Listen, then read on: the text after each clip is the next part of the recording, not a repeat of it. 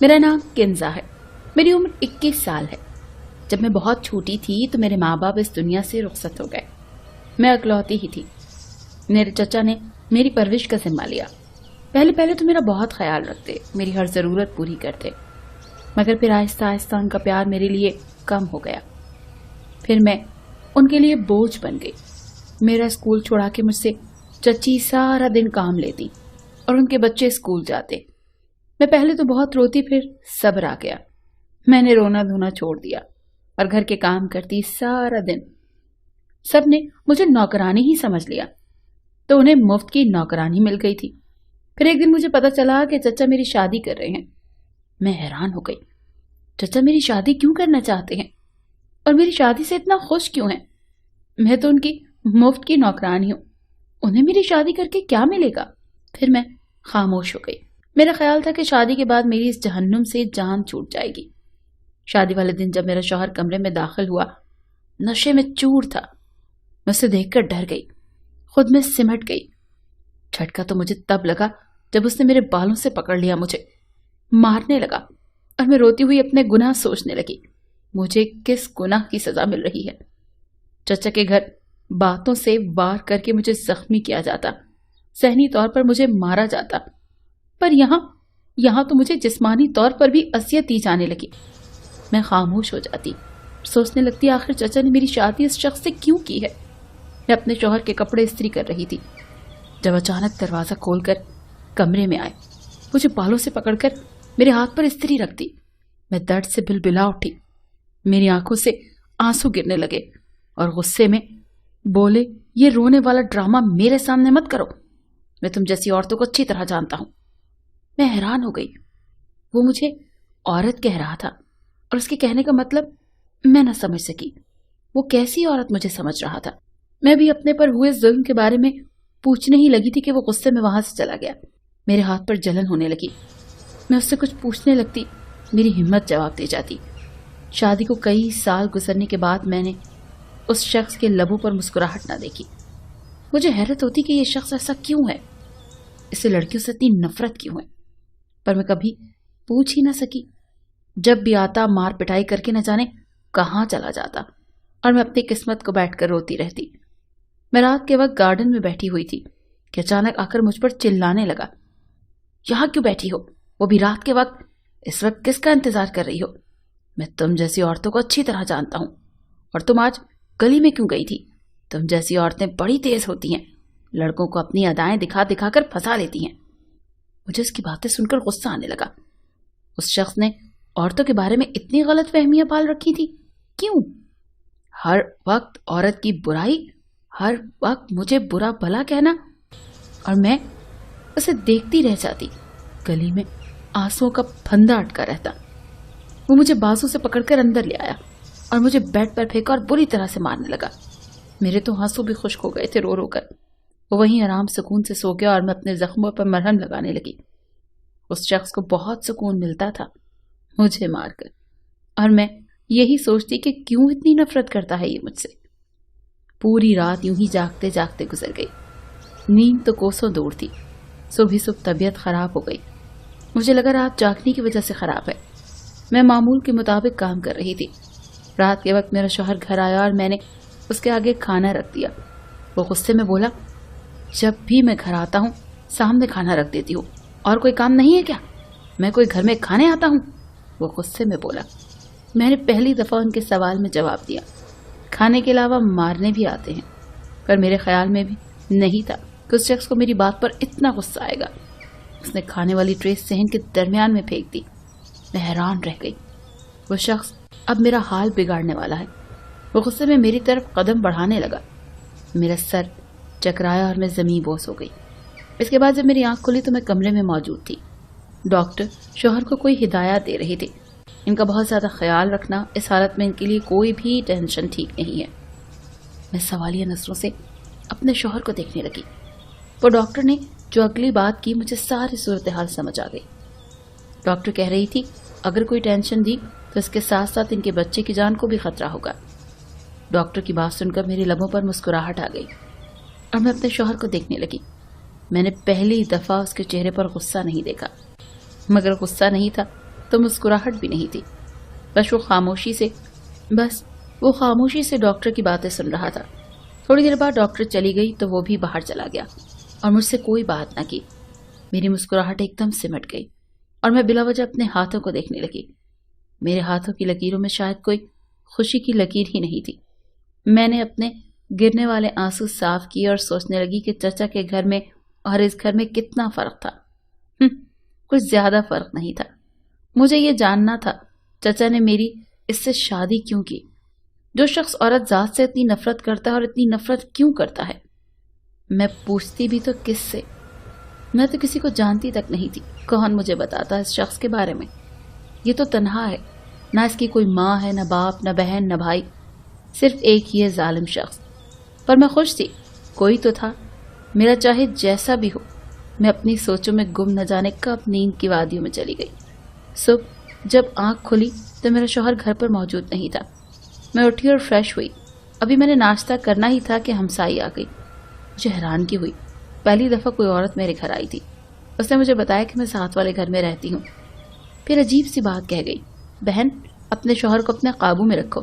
میں حیرانگی سے اسے جاتا ہوا دیکھنے لگی۔ میرے شوہر نے کیا کر دیا جو میں اسے قابو میں رکھوں؟ زندگی گزرنے لگی، میرے شوہر نے مجھ پہ ہاتھ اٹھانا چھوڑ دیا تھا۔ وہ خود بھی گمسم سا رہتا تھا۔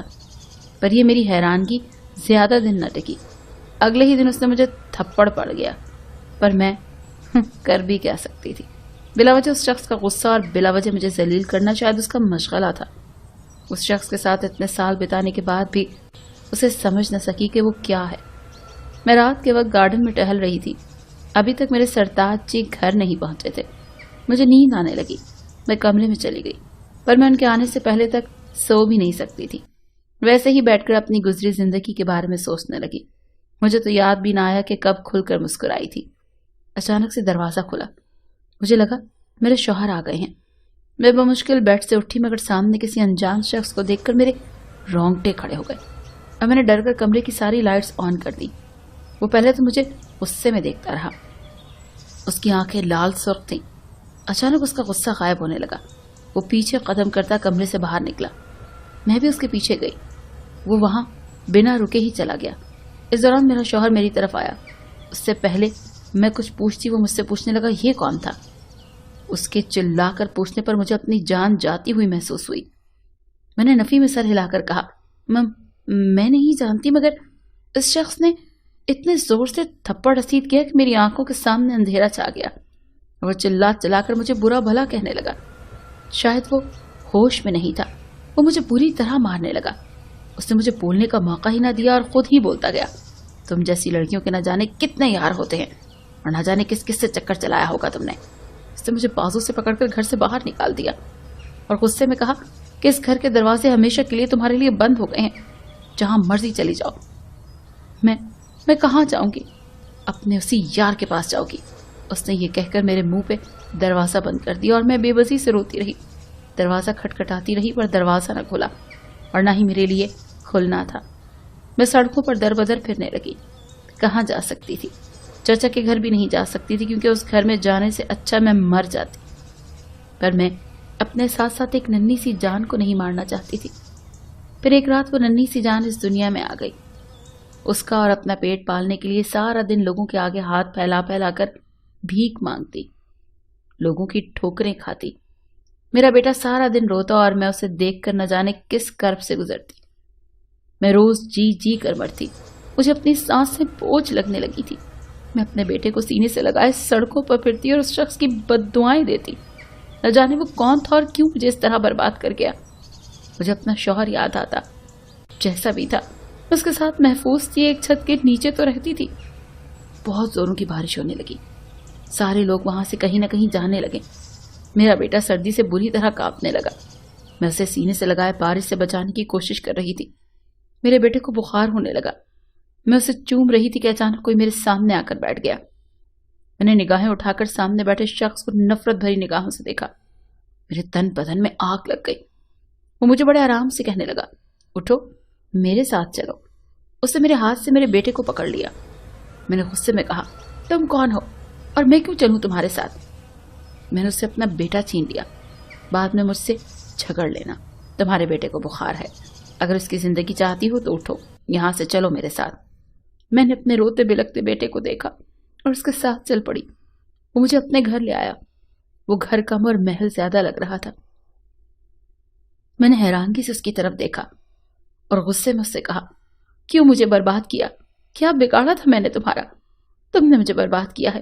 خوشیاں تو میرے پاس پہلے بھی نہیں تھی، پر تم نے تو مجھے کہیں کا نہیں چھوڑا۔ کیوں ایسا کیا؟ میں نے اس کا گریبان پکڑا اور پوچھنے لگی، مگر وہ آرام سے وہاں سے چلا گیا۔